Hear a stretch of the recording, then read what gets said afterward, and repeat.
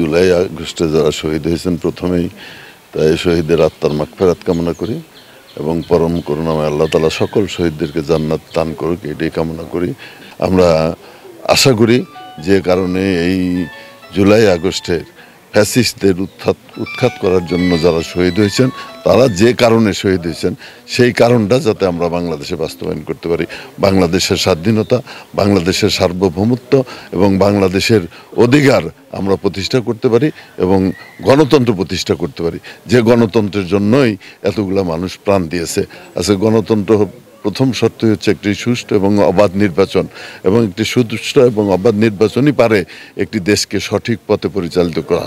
নির্বাচিত প্রতিনিধিরাই পারে দেশের সার্বভৌমত্ব রক্ষা করার, দেশের সমস্ত অর্থনৈতিক উন্নয়নের কাজ করার। দেশের যে সমস্ত সমস্যাগুলো আছে একমাত্র নির্বাচিত সরকারই এই সমস্যাগুলোর সমাধান করতে পারে।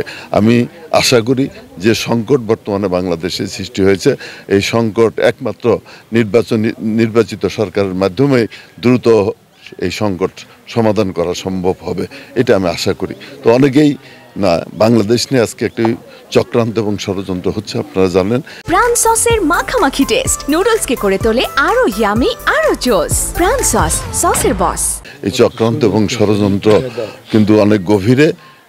অনেকেই চাচ্ছে নির্বাচন না হোক, বাংলাদেশের স্বাধীনতা এবং সার্বভৌমত্ব বিপন্ন হোক, যার কারণে এই চক্রান্ত চলছে। এবং আপনারা জানেন ইতিমধ্যেই আমাদের তারেক রহমান সম্পর্কেও অনেক কটূক্তি করা হচ্ছে। আমরা আশা করি আমরা জনগণকে নিয়ে এই ষড়যন্ত্র মোকাবেলা করে ইনশাআল্লাহ স্বাধীন সার্বভৌম বাংলাদেশের পতাকাকে উড্ডীন রাখবো এবং যে কোনো মূল্যের বিনিময়ে আমাদের অর্জিত ফসল আমরা ঘরে তুলব, এটা আমরা আশা করি।